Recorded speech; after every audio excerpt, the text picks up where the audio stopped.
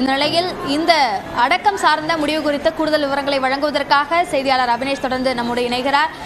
அபினேஷ், இப்போ உடல் நல்லடக்கம் சார்ந்த என்னென்ன விவரங்களை சுதீஷ் பகிர்ந்து கொண்டார்? அபிநயா, இன்று காலை 6:10 மணி அளவில் தேமுதிக தலைவர் விஜயகாந்த் உயிரிழந்திருக்கிறார். இந்த அதிகாரப்பூர்வ தகவலை அவருடைய மைத்துனர் சுதீஷ் தெரிவித்திருக்கிறார். மேலும் இன்றும் நாளையும் பொதுமக்கள் மற்றும் அரசியல் கட்சி தலைவர்கள், நடிகர் நடிகைகளுக்கான அஞ்சலி செலுத்துவதற்கு ஏதுவாக அவருடைய பூத உடல் தேமுதிகவுடைய தலைமை அலுவலகத்தில் அமைந்திருக்கக்கூடிய கோயம்பேட்டில் அமைந்திருக்கக்கூடிய தேமுதிக தலைமை அலுவலகத்தில் வைக்கப்பட உள்ளது. இன்றும் நாளையும் பொதுமக்களுடைய அஞ்சலிக்காக வைக்கப்பட்டு நாளை மாலை 4:45 மணி அளவில் தேமுதிக தலைமை அலுவலகத்திலேயே அவரது உடல் நல்லடக்கம் செய்யப்பட இருக்கிறது. முழு அரசு மரியாதையோடு இந்த இடத்திலே அவருடைய உடல் நல்லடக்கம் செய்யப்படுகிறது. இந்த அதிகாரப்பூர்வ தகவலை அவருடைய மைத்துனர் சுதீஷ் தெரிவித்திருக்கிறார். குறிப்பாக நேற்று முன்தினம் மருத்துவமனையில் சிகிச்சைக்காக அனுமதிக்கப்பட்ட அவர் இன்று காலை சிகிச்சை பலனின்றி 6:10 மணி அளவில் அவர் உயிரிழந்திருக்கிறார்.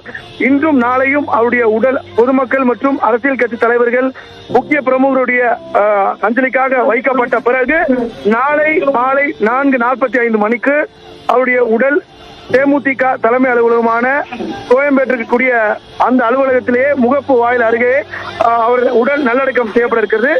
இன்னும் சற்று நேரத்தில் அவருடைய பூத உடல் இங்க தேமுதிக தலைமை அலுவலகத்துக்கு வர இருக்கக்கூடிய நிலையில அந்த உடலை வைக்கக்கூடிய அந்த மேடை அமைக்கக்கூடிய பணிகள் தற்போது நடைபெற்று வருகிறது. ஏராளமான பொதுமக்கள் இந்த இடத்துல சூழ்ந்திருக்கக்கூடிய நிலையில நாளை மாலை 4:45 மணிக்கு அவருடைய உடல் நல்லடக்கம் செய்யப்பட உள்ளது. அபிநயா.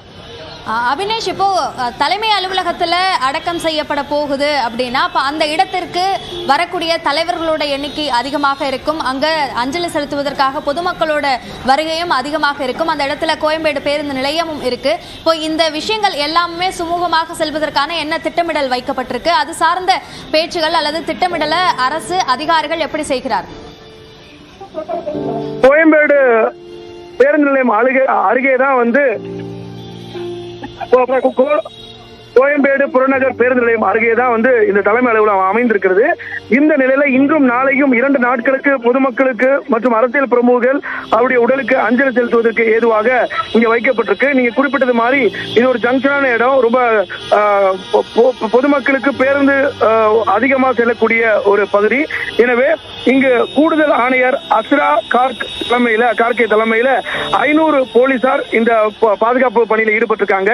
வாகன நெரிசல் ஏற்படாமல் இருப்பதற்கும் வரக்கூடிய முக்கிய தலைவர்கள், அதாவது முக்கிய அரசியல் தலைவர்கள், முக்கிய பிரமுகர்களுக்கு ஏதுவாக, அதே போல பொதுமக்களுக்கும் எந்தவித இடையூறு இல்லாம இந்த 2 நாட்களையும் அஞ்சலி செலுத்துவதற்கு ஏதுவாக போக்குவரத்து நெரிசல் குறைப்பதற்காக மேற்கொண்டும் 300 போலீஸ் பாதுகாப்பு போடப்பட்டிருக்கிறது.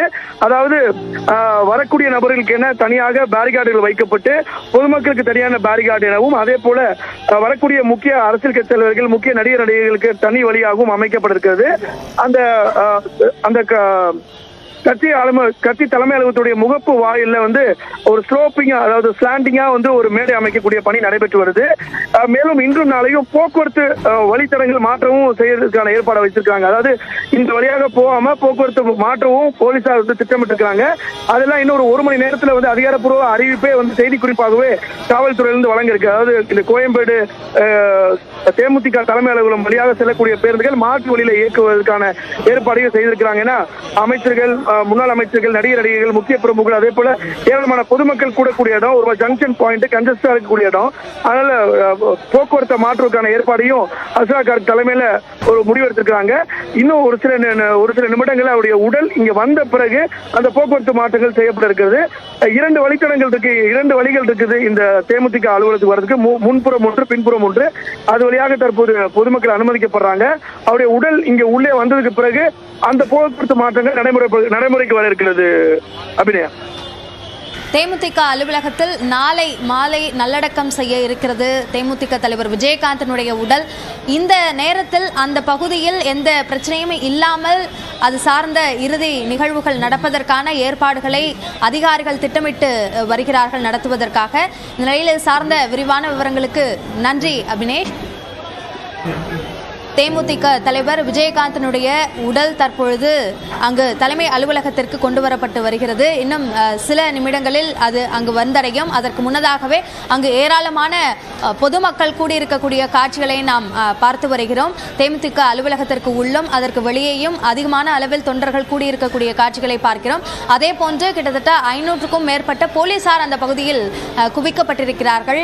பாதுகாப்பாக அங்கு இருக்கக்கூடிய சூழலை கட்டுப்பாட்டிற்குள் கொண்டு வருவதற்கு ஏதுவாக போலீசாருடைய எண்ணிக்கையும் அதற்கு ஏற்றாற் போன்று மேலும் மேலும் அதிகரிக்கப்படுவதற்கான வாய்ப்புகள் என்பது இருக்கிறது. கோயம்பேடு பேருந்து நிலையம் புறநகர் பேருந்துகளும் சரி, அதே போன்று வெளியூர்களுக்கு செல்லக்கூடிய பேருந்துகளும் அந்த வழியில் செல்வதற்கான ஒரு சூழல் இருக்கிறது. எனவே இது சார்ந்த போக்குவரத்து மாற்றங்கள் செய்யப்படுவதற்கான வாய்ப்பும் இருக்கிறது. அதற்கான திட்டமிடலிலும் அதிகாரிகள் ஈடுபட்டிருக்கிறார்கள் என்ற தகவலையும் நம்முடைய செய்தியாளர் பதிவு செய்திருக்கிறார். இந்த நிலையில் தற்பொழுது அவருடைய உடல் அங்கு தேமுதிக தலைமை அலுவலகத்திற்கு அருகில் கொண்டு வரப்பட்டு வருகிறது. அந்த காட்சிகளையும் நாம் பார்த்து வருகிறோம். பல்வேறு முக்கிய அரசியல் கட்சி தலைவர்களும் நடிகர்களும் அங்கு அஞ்சலி செலுத்துவதற்கான வர வாய்ப்பு இருக்கிறது. மேலும் ஏற்கனவே அங்கு அதிகமான அளவில் கூட்டம் இருக்கக்கூடிய நிலையில் உடல் கொண்டு வரப்படக்கூடிய அந்த வாகனத்தை சுற்றியும் அதிக அளவில் மக்கள் கூடி வருவதை பார்க்க முடிகிறது. எனவே இந்த அளவிற்கான அந்த கூட்டத்தை கட்டுப்படுத்துவதற்கு ஏதுவான திட்டமிடல் என்பதும் இந்த இடத்தில் அவசியமாகிறது.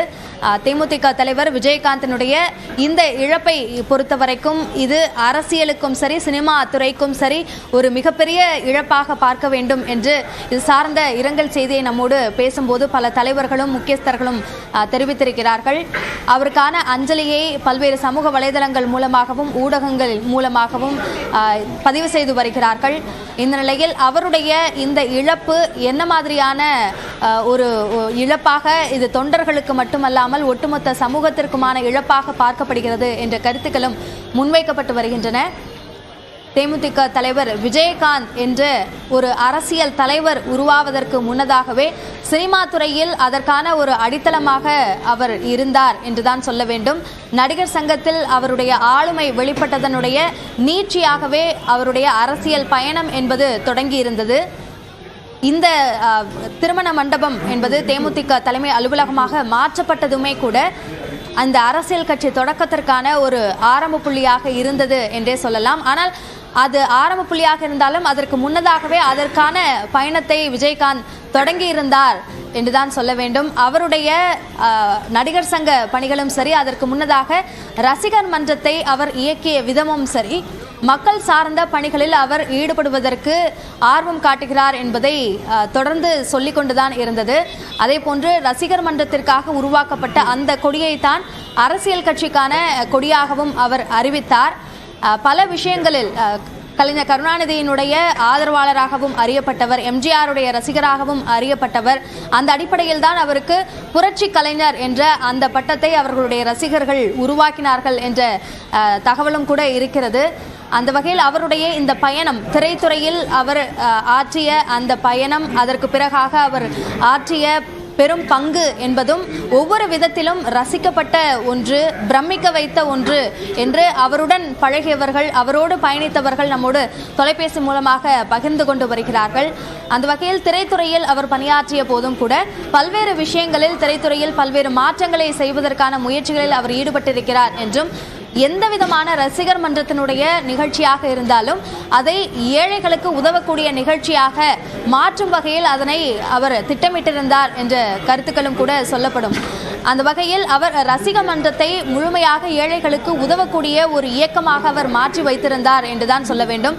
தற்போதும் தேமுதிக கட்சியினுடைய கூட்டணியை தேமுதிக வாக்கு சதவீத அடிப்படையில் சரிந்து வருகிறது போன்ற விமர்சனங்கள் ஒருபுறம் முன்வைக்கப்பட்டிருந்தாலும் கூட இன்னமும் தேமுதிக கூட்டணி மிக முக்கிய ஒன்றாக ஒவ்வொரு முக்கிய கட்சியும் எதிர்பார்க்கின்றன. அதற்கு அடிப்படையான காரணம் தேமுதிகவில் இருக்கக்கூடிய அந்த கிராஸ் ரூட் அளவிலான ரசிகர்களுடைய பணி என்றே சொல்லலாம். அந்த ரசிகர்கள் அதற்கு பிறகு தேமுதிக தொண்டர்களாக மாறினார்கள். அதனால் அந்த அளவில் இறங்கி வேலை பார்க்கக்கூடிய ஒரு கட்சியினுடைய கூட்டணி வெற்றியை காண வேண்டும் என்று நினைக்கக்கூடிய அத்தனை கட்சிகளுக்கும் அவசியம் என்ற ஒரு நிலையை அவர் உருவாக்கியிருந்தார். எதிர்க்கட்சி தலைவராக 2011ஆம் ஆண்டில் அமைந்த அவர் அதற்கு பிறகாக அவருடைய அரசியல் பணி சார்ந்த நகர்வுகள் என்பது மிக முக்கியமான ஒன்றாக அது பார்க்கப்பட வேண்டிய ஒன்றாகத்தான் இருந்தது.